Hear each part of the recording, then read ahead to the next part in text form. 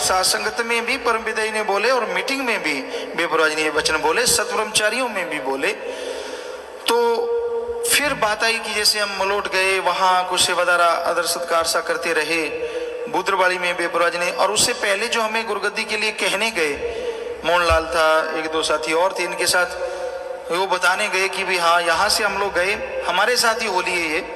परमपिता जी ने भेजा इनको कि ठीक है आप उनको कह के आओ कि गुरुगद्दी का, क्योंकि परमपिता ने पहले ही नाम लिखवा दिया था, कागजी कार्रवाई वो सारी की सारी बेपरवाह जी ने पहले करवा दी और हमारा नाम भरवा दिया।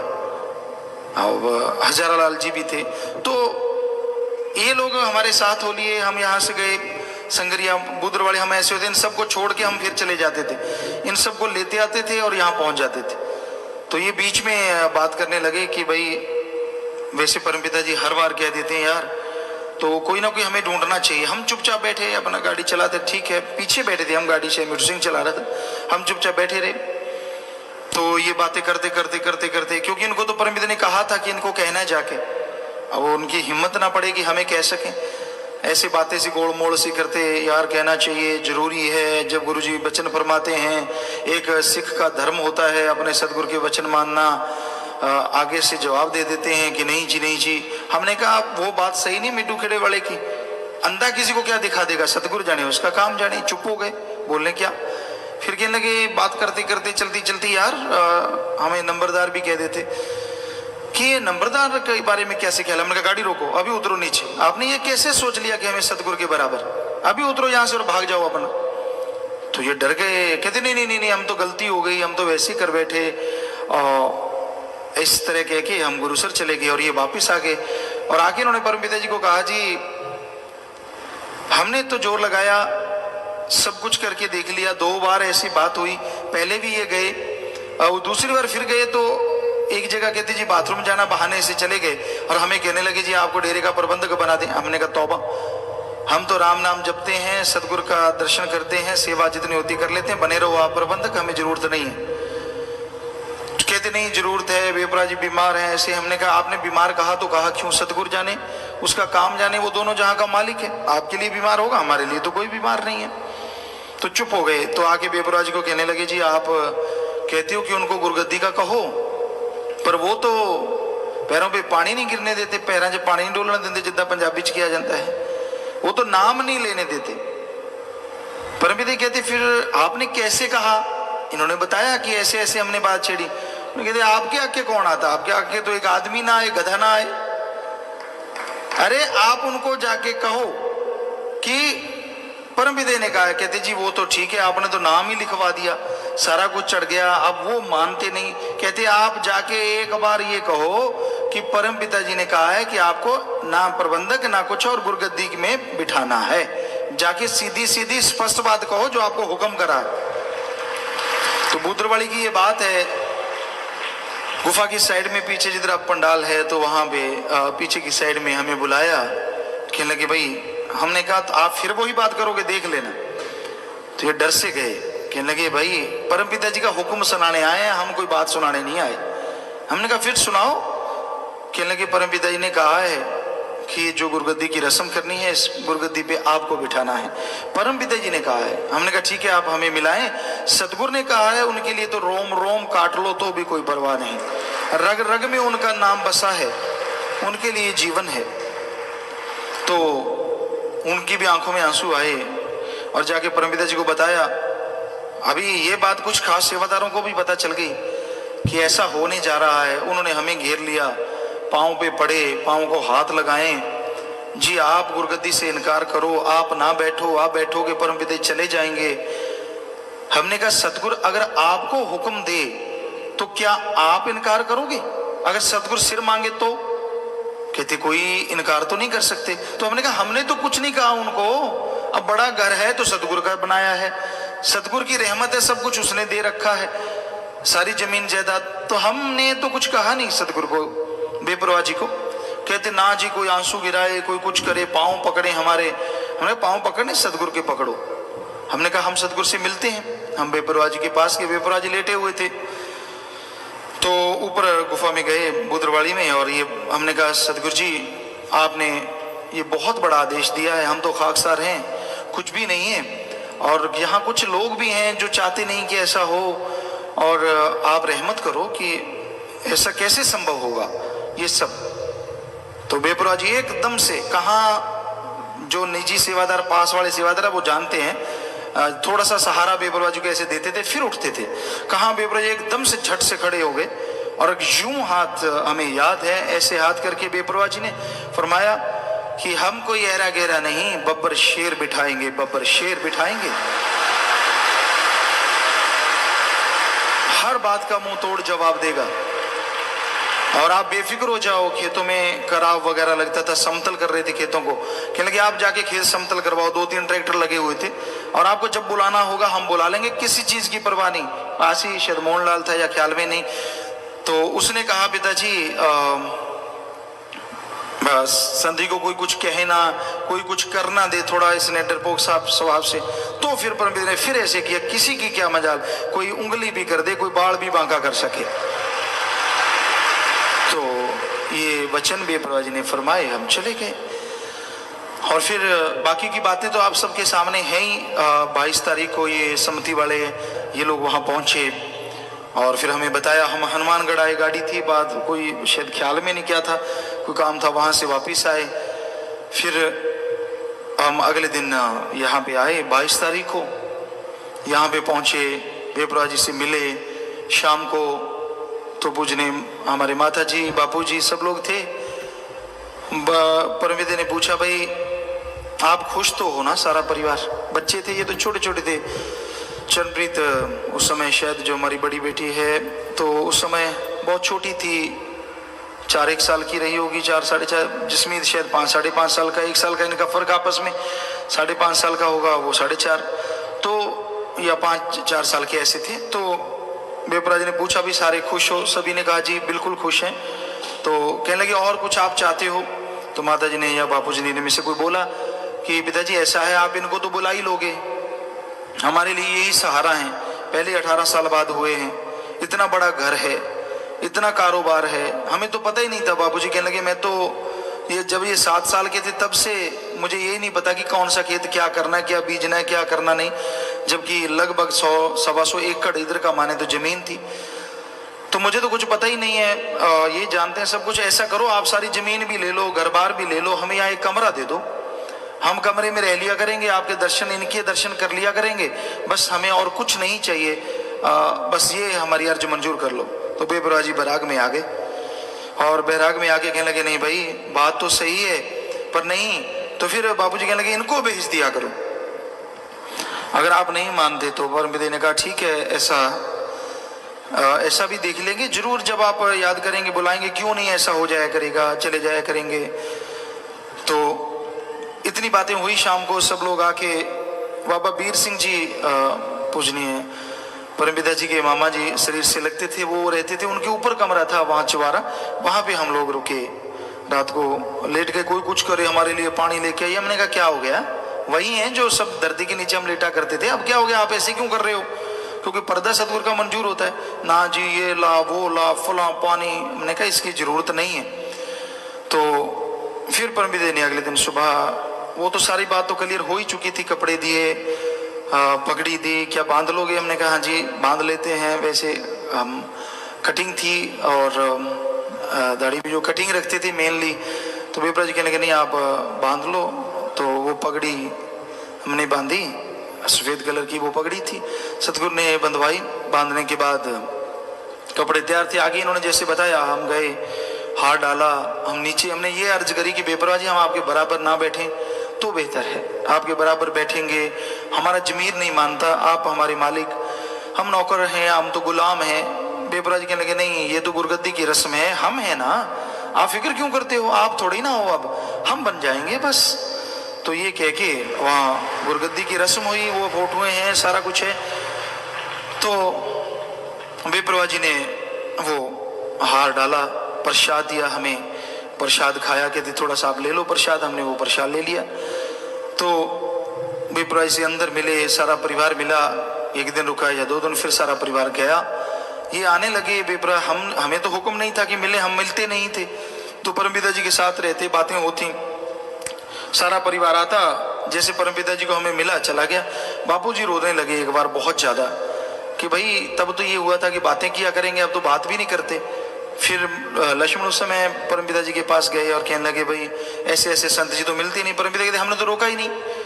कहते जी आप बुलाओ उनको। फिर हमें ऊपर बुलाया, कहने लगे आप इनको मिलते नहीं परिवार को। हमने कहा बेपरवाह जी आपने कहा ही नहीं, आपने कहा था आप सब कुछ छोड़ दिया, दोनों जहां की दौलत। बेपरवाह जी ने ये भी फरमाया, हाँ, जब गुरगद्दी देने वो शाम का समय था, ख्याल से निकल गई बात कि भाई हम आपसे लेंगे कुछ नहीं, जब जमीन जायदाद का ले लो, हम तो इनको दोनों जहां की दौलत सौंपते हैं, इनकी झोली में डालते हैं। तो बेपरवाह जी ने हमें ऊपर बुलाया और कहने लगे भाई ये परिवार है, आप इनको मिलते क्यों नहीं, छोटे छोटे बच्चे हैं। हमने कहा जी आपने कोई हुक्म ही नहीं दिया। कहने लगे नहीं, दुनिया वाले कुछ भी कहें, इनको आपने अलग से टाइम हमेशा देना ही देना है। तो कई बार ये हमारे पढ़े, यहीं पे पढ़े ये बच्चे तीनों ही, तो बात होती, हम इनको कहा करते कि परमपिता जी का शुक्राना करो, धन्यवाद करो, जो आप हमसे बातें कर रहे हो, अगर उन्होंने वचन ना किए होते तो हम आपसे मिलते ना। कभी सवाल पैदा नहीं होता था। उन्होंने वचन किए हैं कि इनको टाइम देना, तो टाइम दे रहे हैं, उसका शुक्राना करो, उस सतगुरु का धन्यवाद करो। तो साध संगत जी इस तरह से ये सारा बेपरवाह जी का रहमो करम बरसा। पास बैठते, बातें करते, रूहानियत की चर्चा होती रहती। आज भी लोगों के अंदर ये दिमाग में आता है फलां को आगे कर रखा है, फलां को पीछे कर रखा है, धिंकड़ को आगे कर रखा है। यही बात परमपिता जी वाली बात जो परमपिता जी ने वचन किए थे, वो ज्यों के त्यों रहेंगे हमेशा। ये कोई घर की जायदाद, जमीन जायदाद नहीं है कि इसको आगे करो उसको पीछे करो। जो रूहानियत के काबिल है उसी को, जो सारा दिन निंदा करता हो सतगुरु का, जिसको कोई प्यार ही ना हो सतगुरु को, सतगुरु तो छोड़ो, बाप या एक बुजुर्ग भी ना मानता हो, वो कहाँ आगे आ जाएगा। बातें करनी आती हैं कि हाँ जी ऐसे है, फलां को पीछे, फलां को आगे, धिंकड़ को पीछे, फलां। जिसके अंदर रूहानियत होगी, रूहानियत में वही आगे आएगा। जितना मर्जी जोर लगा लो, दूसरा आगे ना आ सका, ना आ सकेगा। जमीन जायदाद, परिवार की चीजें अलग चीज है। जिसको रूहानियत है, जिसके अंदर गुरु प्रथा है, गुरु शिष्य की मुरीद, ना तो शिष्य प्रस्ती है, मुरीदपन है, ना ही कोई बचपना है कि बच्चे वाली बात है। तो जो अपने सदगुरु को सदगुरु ही नहीं समझता, जो गुरु को गुरु नहीं समझता, और निंदा चुगली सारा दिन अंदर उबलता रहता अपनी हौमे में, अपनी खुदी में, अपने अहंकार में, वो रूहानियत में आगे नहीं आ सकता। जितने मर्जी पोछे लगा ले, जो मर्जी कर ले, रूहानियत में तो वही आगे रहता है जो मुरीद परस्ती करता है, जिसके अंदर गुरु का कुछ है, सुमन करता हो, है गुरु प्रताए वचन हो। हमने वचन कर रखे हैं कि भाई आप उस मुर्शिद कामिल के जो शिष्य बन गए हैं, आपने मालिक को याद रखना है, जाम पीते हो लॉकेट पहन के रखा करो, आप निगाह मार लो। तो जो वचन मानते हैं, खुशी तो उसी को ही ना है। वचन मानना नहीं, हम फ्रंट लाइन में क्यों नहीं, बैक लाइन में क्यों, फलां धिंकड़, हमसे यहाँ माइक ले लो, सामने बात करो, किसी में हिम्मत है तो हम बताएंगे क्यों। कोई सारा दिन निंदा करे, सारा दिन चुगली करे, रूहानियत में आगे नहीं आ सकता, सवाल पैदा नहीं होता। ये गुरगद्दी कोई ऐसे थोड़े ना है कि बाल बच्चों की कोई गिरवी रखी चीज है। ये गुरगद्दी उसकी होती है जो रूहानियत में मुकम्मल होता है। सो सतगुरु ने ये क्लियर किया है, बेपरवाह जी ने ये क्लियर किया है। और लोग आज कहते हैं जी धक्के से ऐसे गुरगद्दी ले ली जी, फलां कर दिया जी, धिंकड़ कर दिया जी। एक तरफ कहते हैं कुल मालिक, एक तरफ धक्के से गद्दी ले ली। हैरानी होती है, एक तरफ सतगुरु पूरा है, एक तरफ जब मन की बात पूरी नहीं हुई तो अधूरा है। मन चीज ही ऐसी है, जालिम ताकत है। तो ये हकीकत है, ये वास्तविकता है। बुरी तो लगेंगी सच्ची बातें, कड़वी लगेंगी, लेकिन रूहानियत तो रूहानियत है भाई। सतगुरु मौला हमसे करवा रहे हैं। वचन होते रहते, बेपरवाह जी के पास बैठना, चर्चा होती, तो ये बात होती कि मस्ताना जी महाराज के समय जो लोग थे वो सारे नहीं चल पाए। बेपरवाह जी कहते, हमने कहा कि जी कितने गुमराह हो गए देखिए, पर वे कहते नहीं, अब इतना पक्का काम किया, हो सकता है दो चार कोई बेवकूफ ऐसे हो जाएं, वरना कोई साथ संगत नहीं हिलेगी। और प्यारी साथ संगत जी, और ये वचन जो आपको लगता है देखो डेरा कितना बड़ा हो गया, आज करोड़ों में संगत है, पूरी दुनिया में पता है सच्चा सौदा क्या है, ये भी उनके ही वचन है। एक बार परमपिता जी ने जब चोला छोड़ना था तो इससे बड़ी मुरीद के ऊपर घड़ी और क्या हो सकती है, झेला ही नहीं जाता। और ये पता था, जब उन्होंने अपना रूप बना लिया, पता चल गया कि ऐसा होना है, बेपरवाह जी ने बता दिया, तो हम बैराग में आ जाते, बैठे रहते, चर्चा करते रहते। बेपरवाह जी अपनी गोद में ले लेते, छाती से लगा लेते। तो ऐसे छाती से लगाया और कहने लगे, आप क्यों बैराग में आते हो, क्यों रोते हो? उन्होंने कहा, सतगुरु जी हम छोटे से हैं, 23 साल उम्र थी तब, कि बिल्कुल छोटे से हैं और इतना बड़ा काम है, और आपके बिन हम कभी सोच भी नहीं सकते, कल्पना में भी ये शब्द नहीं आता कि आपके बिन, ये शब्द भी बोलते जीभ थर्राती है। तो ये कैसे संभव है? आप हमें छोड़ जाने की तैयारी करते हैं, हमने चले जाना है, ऐसे जाएंगे, ऐसे करो, आप इंतजामात करवा रहे हैं, ये मंगा लेना, वो मंगा लेना, सजारा लाल को ये कहना, यहाँ ये करना, वो करना, ये कैसे संभव होगा? तो आंखों से अश्रुधारा चलती। कई बार परमपिता जी आपने देखा होगा उस समय पुराने सत्संगियों ने कि कई बार हम थे अकेले भी, परमपिता जी स्टेज पे आए होंगे कभी कभी, जिन्होंने पूरा अटेंड किया होगा, हमसे बैराग इतना आता कि हम बाहर निकल ही नहीं पाते, अंदर ही रहते। कई बार बेपरवाह जी आके फिर कहते वो अपना छोटा सा, वो इतना सा, वो किधर है, तो फिर हमें बाहर आना पड़ता। और फिर बेपरवाह जी ऊपर ले जाते तो बैठाते और फिर कहते कि नहीं ऐसा नहीं। और फिर एक बार जब बिल्कुल चोड़ा बदलना था, नजदीक था, परमपिता ने यूं अपनी उंगली की ऐसे करके, और फिर इतनी तेज तेज हमारे हाथ यहाँ बिल्कुल यहाँ पे ऐसे ऐसे मारी जोर जोर से कि तूने थोड़ा ही संभालना है, हम हैं, हम तेरे यहाँ हैं, यहाँ हैं, यहाँ हैं। पता नहीं कितने बार वो उंगली जिस मारी बेपरवाह जी ने, जो वैराग्य था एकदम से बंद हो गया। और पता नहीं क्या हुआ, ये मालिक जाने, सतगुरु जाने, इतना कुछ हुआ, कुछ पता ही नहीं चला, कैसे शरीर बदला, कैसे हुआ, साथ संगत को संभाला, वो सब उनका रहमो करम, उनके वो वचन कि हम हैं ना, तू फिक्र, हम ही तेरे यहाँ हैं, हम तेरे यहाँ हैं, हम तेरे यहाँ हैं। और ये कह के छाती से लगा लिया, खुद भी बैराग में आ जाते। तो ऐसी चर्चाएं अपने मुर्शिद कामिल की जब करते हैं तो दिलो दिमाग में बस वही सारा नज़ारा घूमने लगता है। ये रूहानियत ये थोड़े ना कि मैं अपनी खुदी भी चलती रहे, अहंकार भी चलता रहे, रूहानियत भी हाथों हाथ मिलती रहे, सब कुछ त्यागना पड़ता है। ये बच्चों से पूछ के देखो, छोटे छोटे से थे, इनको कितना एहसास हुआ होगा। आज एहसास होता है कि हमारे ये छोटे बच्चे थे, जिस्मित कम बोलता था लेकिन लड़कियां दोनों ही ज़्यादा बोला करती।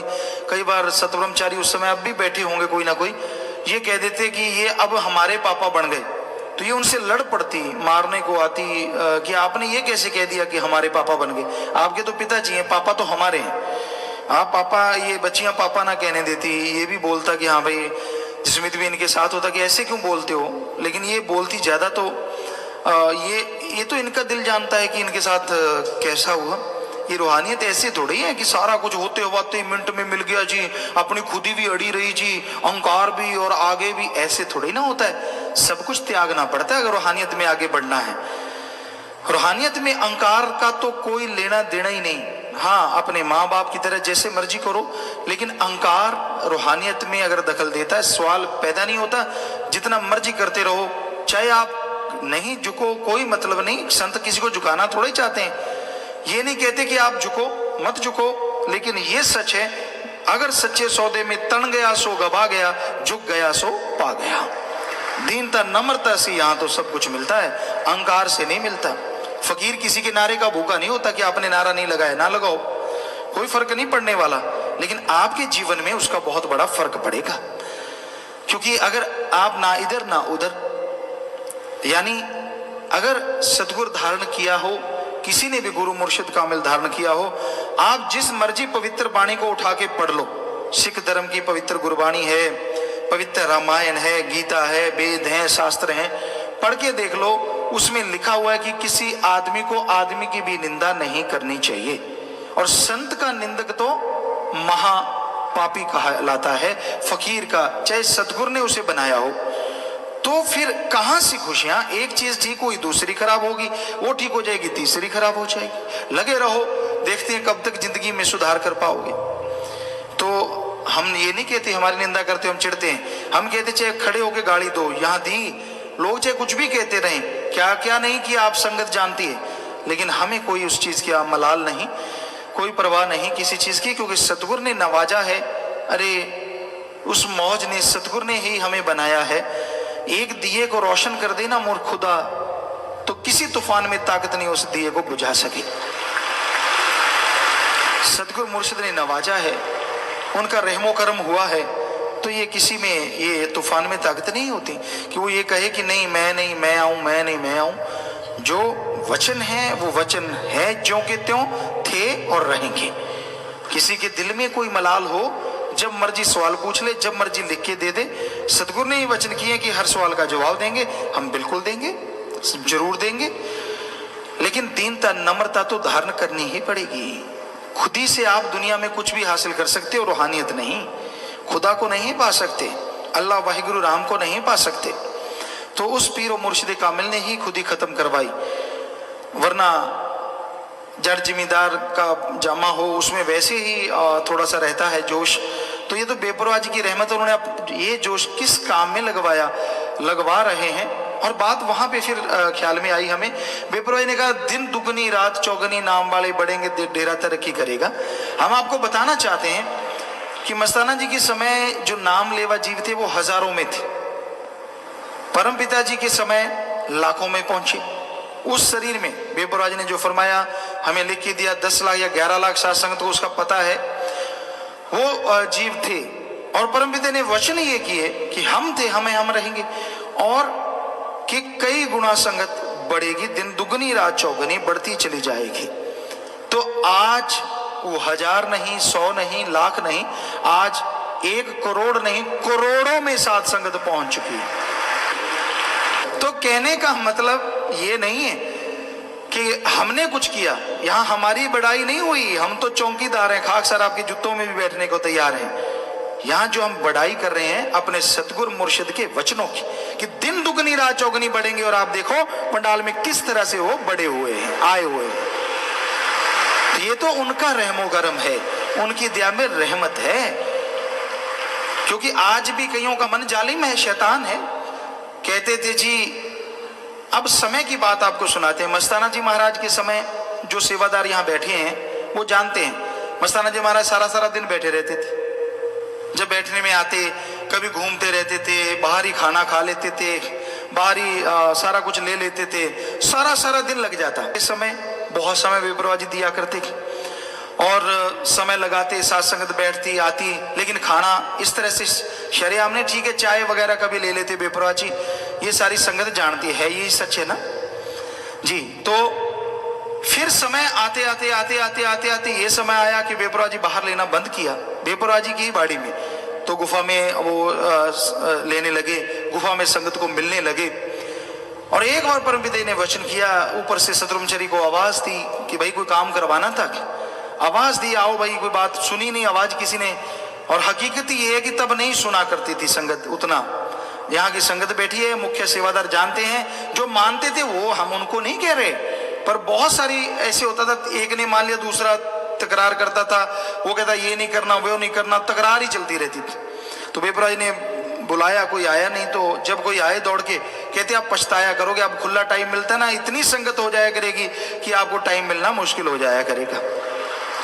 बताओ, ये वचन हमने किए थे, परमपिता जी ने उस बाड़ी में करवाए, और आज इस बाड़ी में वो अपने पूरे कर रहे हैं। हम तो कुछ भी नहीं है, करवा तो वो रहे हैं ना, इस शरीर में तो कुछ भी ऐसा नहीं है। तो जिनके मन में कीड़ा आ जाता है ना, तब ये, अब ये, वो ये, तो ये कीड़े को मार के रखो।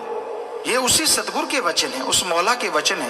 बेपरवाह जी ने फरमाया है। और आज सत्संगत इतनी बढ़ चुकी है कि पता नहीं लोगों को क्या हुआ पड़ा है कि इसको कैसे रोका जाए। तरह तरह के हथकंडे अपनाए जा रहे हैं, तरह तरह की चर्चाएं की जा रही है, तोहमतें लगाई जा रही हैं। हमने तब भी कहा था, आज भी कहते हैं, हम सिर की शर्त रखते हैं, इसमें ऐसा कुछ भी सच्चाई हो।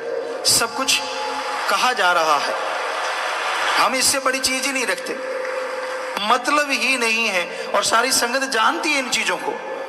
यहाँ हमारी बच्चियां बैठी हैं, सेवादार बैठे हैं, हर किसी को मालूम है। कोई किसी को जबरदस्ती सेवा पे लाना दूर, आप लाके दिखा दो 10-20 को अपने घर में, कोई सेवा कर दे। तो यहाँ तो हजारों रहते हैं, अपनी मर्जी से हर कोई रहता है, अपनी मर्जी से रहता है, अपनी मर्जी से सब कुछ यहाँ पे सेवा करता है, मतलब ही नहीं होता। तो ये सब काल के खेल खिलौने हैं सत्संग जी। तो बेपरवाह जी के वचन हैं। और दुनियावी तौर पे देखा जाए तो ये नहीं था कि हमने कोई परिवार को फेंक रखा था, सारा परिवार ही हमारे सहारे था। हम 7 साल के थे जब सारा काम संभाल लिया था। 7 साल के हम ट्रैक्टर चलाने लग गए थे, 7-8 साल की। वो ट्रैक्टर था, अभी तक वो ट्रैक्टर नहीं आया जो सबसे पहले हमने चलाया था। कोशिश कर रहे थे सेवादार, जीटर, छोटा हिंदुस्तान कहते थे उसको, जीटर था, पता नहीं कितने नंबर थे उसका, कुछ था, छोटा सा ट्रैक्टर था वो, और वो चलाया था हमने सबसे पहले। फिर 1975 या 76 में 9 साल के थे, फिर ये ट्रैक्टर फोर्ड जो अब आप खड़ा देखते हैं म्यूजियम में, तो ये चलाया करते थे। और उस समय जब चलाते थे तो ऐसे जब स्टीयरिंग चलाते हैं तो नेचुरली इसकी सीट, आजकल फोर्ड ट्रैक्टर की जो सीट है बहुत बढ़िया आती है, उस समय ऐसे होता था जैसे तसला बट्ठल होता है जिमें, बिल्कुल ऐसे होता था। हम नीचे रह जाते, आगे से तो कुछ दिखता ही नहीं था, तो साइड में क्लच वाली साइड से या ब्रेक वाली साइड से देखते थे। कई बार गांव के बुजुर्ग, और चलाते हम अपने हिसाब से थे। अब जब खाली टाइम है, खाली जगह है, तो अब 4 गियर है तो चौथे में ले जाना है नेचुरली, तो वो आदत थी। तो कई बार गांव वाले इकट्ठे हो गए एक बार और कहने लगे भाई ट्रैक्टर अकेला आ रहा है। पूरे डरे सारे, हम तो दिख ही नहीं रहे थे बीच में, और आ भी स्पीड पे रहा था, 4th गियर में था, काफी तेज था, और वहां कच्चे रास्ते थे, धूल उड़ रही थी, ट्रैक्टर दिख रहा था। सारे डरे खड़े रास्ते पे, गांव के बाहर बाहर थोड़ा सा बुजुर्ग वहां खेलते थे, बैठते थे, कहने हो ट्रैक्टर बड़ा तेज है, देखो किसके अंदर घुसेगा, ये अकेला कैसे आ रहा है, अजूबा ये है, ये जाएगा किधर को। सारे देखें उसको, और वो जब हम पास आए तो थोड़ा सा सिर दिखा कि भाई हाँ अच्छा ये तो नंबरदारों का है ट्रैक्टर। तो कई बुजुर्ग पीछे आ गए, आगे कहने लगे बापूजी को, भाई इनको कहो धीरे चलाया करें। बापूजी कहते भाई मैंने तो इसको कभी टोका नहीं, जैसे ये चलाता है इसकी मर्जी, मैंने कौन सा इसको सिखाया है, पता नहीं कहाँ से सीखा है, और सतगुरु की कृपा है, हमने कोई चीज सतगुरु के बिना किसी से नहीं सीखी, अपने मुर्शिद ने ही सिखाया, जहर होके, प्रगट होके, अंदर आके, हर तरीके से। कोई चीज कभी हमने ट्रैक्टर नहीं चलाना सीखा। पंजाबी यहाँ तक है, आज भी शायद हम लिखने लगे तो मात्रा जो होती हैं एंकड़े द्वेंकड़े या कनौड़ा वगैरह, ये हमें अब भी नहीं आते, लेकिन सारा पढ़ लेते हैं। और हमने बिना स्कूल में जाए पंजाबी पढ़ना शुरू कर दिया था, ये उनकी रहमत से। बापूजी बड़े हैरान थे, ना बापूजी ने सिखाया, ना घर में कोई इतना पढ़ा लिखा था, बड़े हैरान हुए थे वो। पर उनको संतों ने वचन किए थे कि आपके घर कौन है, कि वो फकीर ने जो बात कही थी, परमपिता जी खुद ही थे, हम तो क्या थे, हमें तो कुछ आता ही नहीं। तो वो सारा कुछ उन्होंने करवाया, आज भी करवा रहे हैं और करवाते रहेंगे हमेशा। पर हम तो प्यारी साध संगत जी, जितने भी आप यहाँ नाम लिया, चाहे जबरदस्ती ले लिया या किसी के कहने पे ले लिया या अपना उल्लू सीधा करने के लिए किसी ने दिलवा दिया, या जैसे मर्जी नाम ले लिया आपने, तो अपने उस मुर्शिद को मान के देखो, सदगुरु को मान के देखो, अरे आपकी परेशानियों का हल पल में आपके अंदर से आपको जो भगवान अल्लाह वाहिगुरु राम गौड़ खुदा रब, अरबों नाम है उसके, पर वह शक्ति एक थी, एक है और एक ही रहेगी। क्या आपने सुना है लोग पानी के नाम पे कभी झगड़ा करते हो? पानी को जल, नीर, वाटर, वाशर, आब, नीलू, नीरू, अनि, बहुत से नाम है। क्या आपने सुना है कि मेरा पानी को तू जल क्यों कहता है और जल को वाटर, वाटर को आब क्यों कहता है? लोग कहते गुरुजी हम क्यों झगड़े, हमें पता है पानी तो वही है, नाम बदल गया तो क्या हुआ, स्वाद और रंग थोड़ा ही ना बदलता है। हम तो समझदार हैं। हमने कहा वाकई खाने पीने की चीजों के नाम अलग अलग हैं, कभी आपने झगड़ा किया? कहते गुरुजी हम झगड़ा क्यों करेंगे, जब वही सब कुछ है, सिर्फ नाम बदला है, तो हम झगड़ा क्यों करेंगे? हम तो समझदार हैं। हमने कहा वाकई आप समझदार हैं, क्योंकि पानी का नाम बदलने से पानी का रंग स्वाद नहीं बदलता। कोई भी खाने पीने की चीज का नाम बदलने से उसका स्वाद नहीं बदलता। जब छोटे से पानी का नाम बदलने से उसका स्वाद रंग नहीं बदलता, तो अल्लाह वाहिगुरु गौड़ खुदा रब, वो तो सबसे बड़ी ताकत है, उसका नाम बदलने से वो कैसे बदल जाएगा? उसके लिए क्यों झगड़ा करते हो? तब समझदारी किधर चली जाती है? तब क्यों नहीं समझ आती कि हम सब एक, हमारा मालिक एक। ये धर्मों में शिक्षा है। प्रैक्टिकली देखो आप, ब्लड ग्रुप अगर सेम है, हिंदू का खून मुसलमान के, मुसलमान का सिख के, सिख का ईसाई के, छोटी जात वाले का बड़ी जात के, बड़ी जात वाले का छोटी जात के, खून लग जाता है, तो फिर बताओ फर्क कहां है और किस जगह पे है? क्या अपने आप को बड़ा कहते हो? आप जब जन्मे थे ताज लगा हुआ था और छोटे के पूंछ लटक रही थी, क्या ऐसा था? कुछ बताइए तो सही। क्या दांतों की जगह आपके मुंह में हीरे लगे हुए हैं जो छोटों की हड्डियां लगी हुई हैं? कुछ तो बताओ। जो भेदभाव करते हैं जात पात का, जो ऊंच नीच बताते हैं, हमें एक चीज बताओ, भगवान ने आपको अलग क्या दिया है? हमें तो बड़ा घर दे दिया जी। अरे बड़ा घर में जन्म हो गया, अच्छे कर्म, लेकिन उसमें रह के अगर बुरे कर्म करोगे तो नरकों का दरवाजा खुला है। पर इसका मतलब ये नहीं है कि भगवान ने कोई फर्क किया, वो अपने अपने कर्मों का खेल है, पर फर्क नहीं है इंसान में। तो ये भावना इंसान के अंदर अगर रहे तो वो किसी को ऊंचा नीचा नहीं कहेगा, किसी को छोटा बड़ा नहीं कहेगा।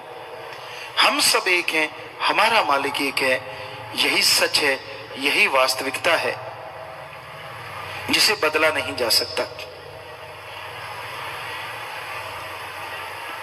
आप सफाई पसंद हैं, ये गलत नहीं, सही है, लेकिन कोई सफाई नहीं करता, आप उसे समझा सकते हैं,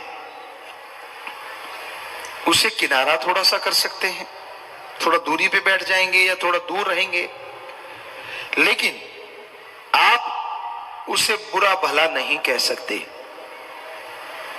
आप उसे गालियां नहीं दे सकते। सफाई जरूरी है, शरीर की सफाई, उससे जरूरी है आत्मा की सफाई। जब तक आदमी की आत्मिक विचार शुद्ध नहीं होते, तब तक वो भगवान की कृपा पात्र नहीं बन पाते। वो जीवात्मा, वो रूह।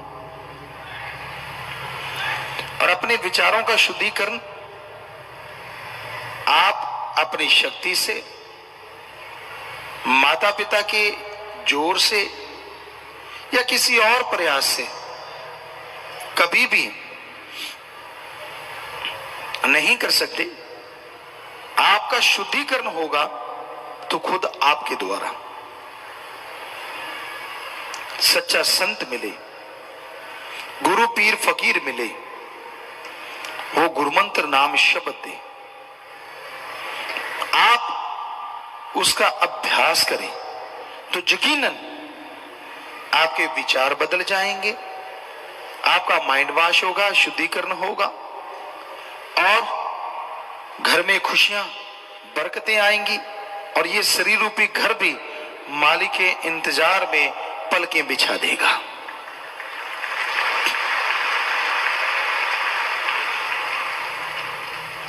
जब इंसान तंदुरुस्त होता है तो छोटी से छोटी चीज भी नियामत लगती है, और जब आदमी तंदुरुस्त ना हो, बड़ी से बड़ी चीज भी क़यामत लगती है। शरीर का तंदुरुस्त होना अति जरूरी है, पर क्या आप जानते हैं, शरीर को तंदुरुस्त करने वाली आत्मा का तंदुरुस्त होना सबसे अति जरूरी और पहले है। जिनकी आत्मा मर जाती है, तंदुरुस्त होते हुए भी वो बीमार रहते हैं, क्योंकि वो खुशियां हासिल नहीं कर पाते, हर समय गमगीन रहते हैं, हर समय परेशान रहते हैं। दिलो दिमाग में कुछ ना कुछ चलता रहता है। ये आत्मिक कमजोरी या आत्मा का बीमारपन है, जिसकी वजह से आप दुखी रहते हैं, परेशान रहते हैं, गमगीन रहते हैं। तो अगर आप आत्मा को बलवान बना लो, अगर आप आत्मा को अंदर की खुराक खिला दो, तो यकीनन आपकी आत्मा बलवान होगी, शरीर तंदुरुस्त होगा, विचार शुद्ध होंगे और आपका दिल दिमाग खुश रहेगा। हमेशा आप खुशियों से लबरेज रहेंगे। कौन नहीं चाहता खुश होना, और रोना तो कोई चाहता ही नहीं। पर जो चीजें बनी हैं उनसे बचा जा सकता है, क्योंकि रोना भगवान के प्यार में भी होता है। वो रोना, एक आंसू गिरता है तो हीरे मोती लाल जवाहरात का मोल पड़ जाता है। जन्मों जन्मों के पापों को साथ बहा के ले जाता है। पर उस भगवान के लिए, अल्लाह वाहिगुरु राम के लिए रोता ही कौन है? जो रोता है अपने मुद्दों को लेकर रोता है। भगवान मुझे ये नहीं दिया, मुझे ये नहीं मिला, मुझे वो मिले, मुझे फला मिले, मुझे बेटा चाहिए, मुझे दूध चाहिए, मुझे पूत चाहिए, मुझे बिजनेस चाहिए, मुझे व्यापार चाहिए, मुझे लाखों चाहिए, मुझे करोड़ों चाहिए, स्कूटर चाहिए, मुझे कार चाहिए, हवा में उड़ार चाहिए, पता नहीं क्या क्या डिमांड है। कोई इसलिए भी रोता है कि भगवान मुझे तू चाहिए, सिर्फ तू। जो रोता है सुमरण के द्वारा, भक्ति के द्वारा, सुमरण करते हुए, भक्ति करते हुए उसकी याद में तड़पता है, एक पल भी खाली नहीं जाता। दरगाह में पल पल मंजूर होता है और उसकी खुशियां उसे नहीं परिवार को भी मिलती हैं। और उनके चेहरों पर नूर रहता है जो मालिक से प्यार करते हैं, जो वचन मानते हैं। मौत जैसे कर्म भी उनके बदल जाया करते हैं।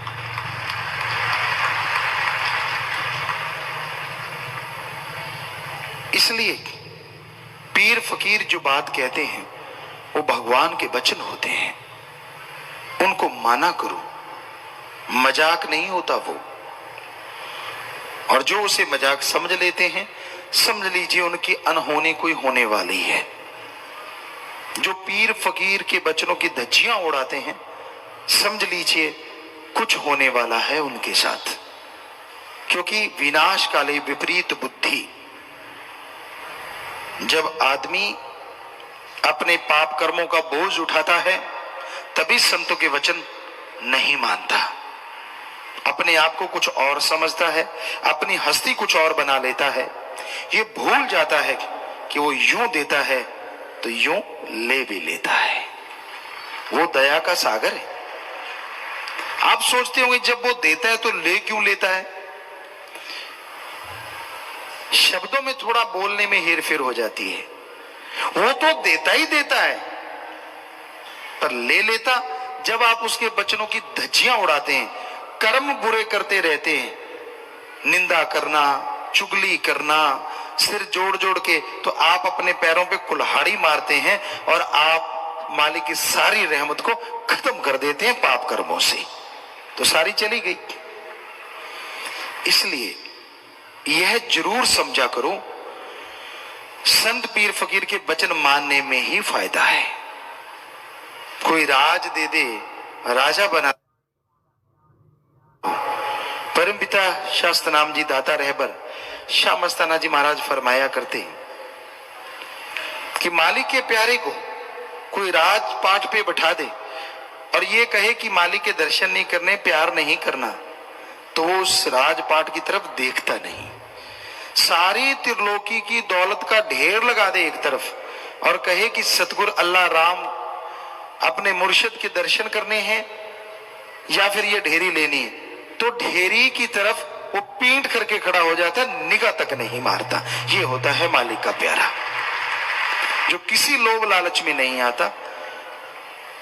पर आज कलयुग का दौर है, लोग सारे एक जैसे नहीं होते। आज भी लाखों में, करोड़ों में, जो इतने दृढ़ निश्चय के साथ राम नाम के रास्ते पे चलते हैं और उन्हें कोई कमी भी नहीं मालिक आने देता, ना अंदर ना बाहर।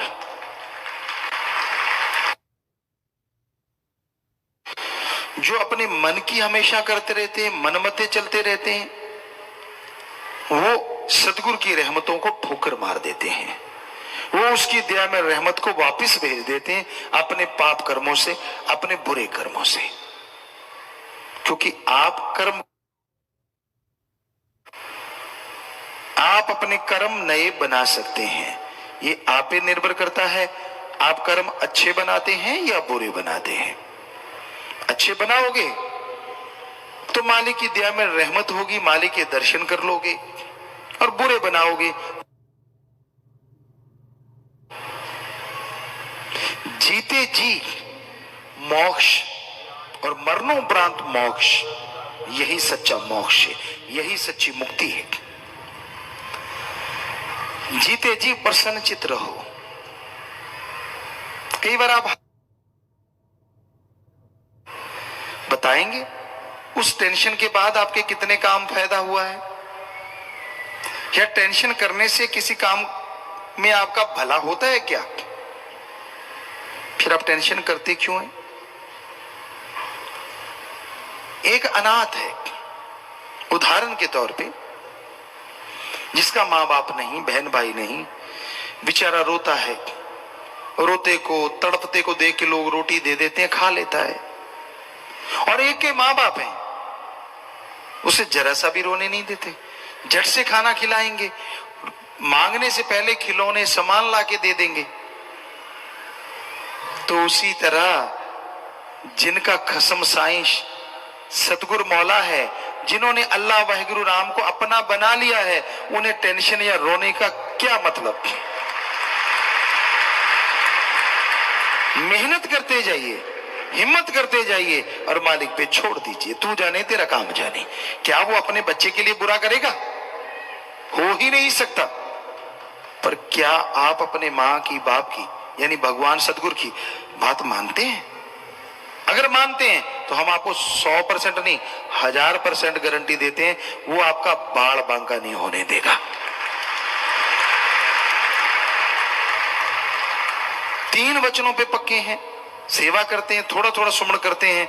चलो सारे वचन नहीं भी मान पाते, 3 वचनों के पक्के, थोड़ा सुमरण, थोड़ी सेवा, तब भी आपको गारंटी देते हैं, तब भी आपको वो कुछ होने नहीं देगा, सच्चे राह पे लेके चलेगा। अरे यहां तो वचनों में गलती करके, माफी लेके भी लोग फिर से मालिक के नजारे लूटने शुरू कर देते हैं। ये ऐसा दर शाह मस्तान जी का दर, शास्त्रनाम जी का दर। पर सच्चे दिल से तौबा करो, जब भी तौबा करो, दिखावा ना करो, पाखंड ना करो। फकीर कभी किसी का दिल नहीं तोड़ते, सबको आशीर्वाद कहते हैं, बुरा नहीं कहते। पर अति कई आदमी सोचते हैं यार मेरी तो कोई गलती थी ही नहीं, मेरी तो जरा सी भी गलती नहीं थी, मैं तो बिल्कुल सही था, मेरे साथ ऐसा क्यों हुआ?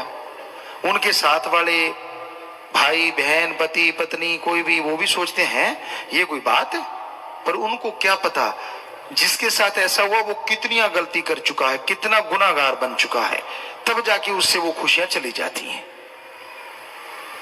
आज मास्टरमाइंड लोग हैं, ऐसी ऐसी बातें करेंगे कि अपने साये को भी पता नहीं चलने देते कि मैं क्या क्या गुनाह कर चुका हूं, क्या क्या गुल खिला चुका हूं। तो उनको दुख उठाना पड़ता है। आप सच्चे हृदय वाले बनो, छल कपट मत किया करो।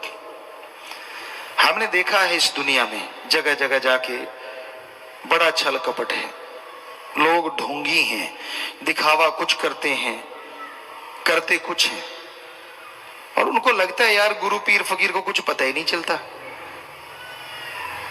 फकीर सब जानते हैं, लेकिन मालिक को पर्दा मंजूर होता है। पर्दा उठाएं तो हमाम में तो कहते सब नंगे होते हैं, स्नान घर में तो सारे नंगे ही होते हैं ना, कपड़े पहन के भी हो सकता कोई नहाता हो। सो कहने का मतलब फकीर तो सबके पर्दे ढांकते हैं, सबके पर्दे रखते हैं, मालिक से दुआ करते कि पर्दे रखते हुए ही आप उन पे दया में रहमत से लवरेज कर दो, उनको माला माल कर दो। पर्दा उठ गया तो गया। अब बुरा ना मानना, फकीर को मालिक बता दे और आप में से किसी को खड़ा कर लें कि आप ऐसे गुनाहगार हो, तो आपने पहली बात तो आप मानोगे ही नहीं, सवाल ही पैदा नहीं होता। मन कहेगा यार बेइज्जती हो रही है, सबके सामने कैसे मान लूं, और मान भी गए तो आप फिर सत्संग में नहीं आएंगे, यार कहीं फिर ना खड़ा कर लें, क्या पता। तो इसलिए संत पीर फकीर तो मालिक से ही कहते हैं कि मालिक सबका पर्दा ढांप के रख, सबका पर्दा रखना और खुशियों से लवरेज कर देना। वो किसी का बुरा चाहते ही नहीं, करना तो बहुत दूर की बातें हैं, सबका भला मांगते हैं, उसी को फकीर कहा जाता है, वही संत फकीर होता है। हाँ, वो समझाते जरूर हैं कि भाई बुरे कर्म छोड़ दीजिए, अपनी खुदी अहंकार छोड़ दीजिए, क्योंकि खुदी अहंकार में कुछ नहीं पड़ा। कईयों को होता है यार मैं यहां राम नाम में हूं, यहां ना होता वहां होता तो मैं ये होता, मैं वो होता। क्या पता आपकी जिंदगी कब की रुल चुकी होती, क्या पता आप कौन कौन से मरहलों में गुजरते हुए मौत जैसे भयानक कर्मों के बोझ तले दबे पड़े होते। वो नहीं ना याद, उसकी दया में रहमत याद नहीं रहती। जब मन हावी होने पे आता है तो एक कहावत है, बिगड़ा मन गुरु का ना पीर का। जब ये बिगड़ जाता है ना, मन जब हावी हो जाता है ना, सब पॉजिटिव चीजें नेगेटिव बना देता है। क्या किया जाए इसके लिए? गुरु पीर फकीर के वचन ध्यान से सुनो, सुमरन करो, दृढ़ यकीन रखो, ताकि आपका मन आप पे कभी हावी ना हो और मालिक के नजारे आप ता उम्र लूटते रहें, माला माल होते रहें। तो प्यारी साथ संगत जियो, बताना हमारा फर्ज कि आप वचनों पे अमल किया करें। साथ संगत ज्यादा से ज्यादा नशेड़ियों को, बुराई में धसे लोगों को, मालिक से दूर हुए जीवात्माओं को मालिक से जोड़ो। ये जरूर आप बुलंद इरादा रखो कि हाँ हम सत्संग में जा रहे हैं, आपको तो फल मिलना ही मिलना है। सत्संग में जो आ गया बना बनाया सुमन ले जाता है, इसमें कोई दो राय नहीं, बल्कि आगे से बढ़ के ही मिलेगा। पर साथ ये भी रखो कि हाँ मैं सत्संग में आ रहा हूं, क्यों ना दो चार और को मालिक से जोड़ दूं। कोशिश करो, आ गए तो ठीक, ना आए आपने जो कोशिश की है उसका भी फल मालिक आपसे छुपा के नहीं रखेगा, ये हम आपको गारंटी देते हैं। हमारा काम सबके भले के लिए आगे आना है, तो आते रहिए बेखौफ, डरिए मत, आगे बढ़ते जाइए, यकीनन खुशियां मिलेंगी, यकीनन मालिक रहमो करम से नवाजेंगे। सुमन करके सबके लिए दुआ किया करो, आपके अपनों का अपने आप ही भला हो जाएगा, क्योंकि जो सबका भला मांगते हैं मालिक उनका भला पहले करते हैं, दूसरों का बाद में होता है। पर वचनों पे पक्का पहरा दिया करो। संत तिनके को, या दूसरे शब्दों में संत तिनके से पहाड़ उठवा लेते हैं। कैसे? ओम हरि अल्लाह वाहिगुरु के वचनों के द्वारा। संतों के पास कुछ नहीं होता, माइक के पास कुछ नहीं है, हम बोलेंगे तो माइक आगे आपको सुनाएगा।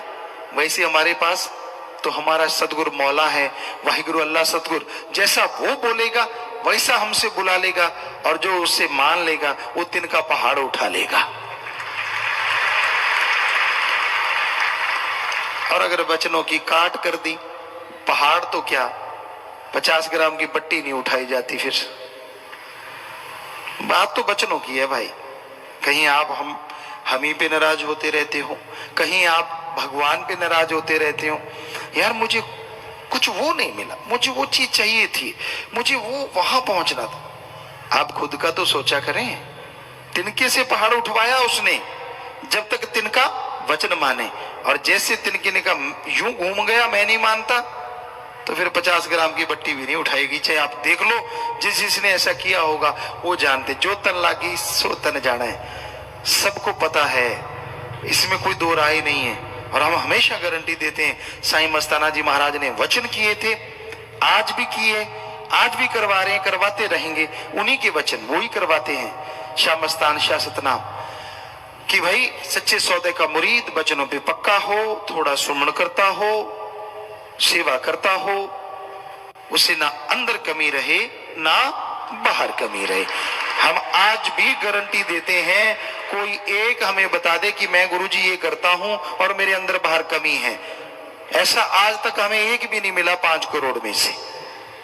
तो यही सच है, क्योंकि उनके वचन झूठे कैसे हो सकते हैं। अब आपका एक बैग है और सतगुरु मौला उसमें हीरे डाल रहा है, बैग सही सलामत है तो हीरे भर गए। अगर नीचे से आपने फाड़ रखा है और आप चौड़े होके चल रहे हैं बैग में, यार हीरे डल रहे हैं, ऊपर से डल रहे हैं नीचे से निकल रहे हैं, खाली का खाली। घर जाके देखा तो फुस, देखा चारों तरफ चानन प्रकाश ही प्रकाश आ रहा है।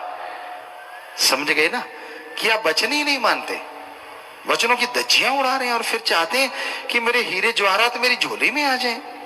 वो तो डाल रहा है, फिर भी उसको नहीं परवाह कि तू वचन नहीं मान रहा, पर तू ना मानने की वजह से सारा सामान निकले जा रहा है।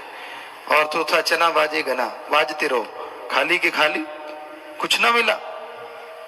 काश आपने वो बैग को ना फाड़ा होता, काश वचनों की गलती ना की होती। आदमी कहता है यार इसकी कोई सीमा तो होगी, आप सुमन तो कीजिए, भक्ति तो कीजिए, तौबा तो कीजिए, कहीं तो रुकने का नाम लीजिए कि मैं गलती नहीं करूंगा, मैं बुरा कर्म नहीं करूंगा। यकीन मानो वो तो हीरे जवाहरात डाल ही रहा है। जैसे ही आप वचन मान के सतगुरु अल्लाह राम को वचन देके अपने बैग को सी लेंगे, वो हीरे जवाहरात उसमें रुकने शुरू हो जाएंगे, क्योंकि वो तो लगातार बरसा रहा है। वो जा रहे हैं तो आपकी वजह से, जा रहे हैं तो आपके कारण। तो इतना अहंकार मत करो कि अपने आप को पता नहीं क्या समझो, अपने बारे में सोचो, कहां से उठाया मालिक ने और कहां बिठा दिया, उसको याद किया करो। अपनी ईगो को इतना बुलंद ना करो कि कहीं ईगो में ही फंस के रह जाओ और मालिक आए ही ना। हौसले बुलंद रखो, सुमन के द्वारा, भक्ति के द्वारा, अच्छे कामों कर्मों के द्वारा, तो यकीनन मालिक आएंगे भी, सुनेंगे भी और आपको माला माल कर भी जाएंगे।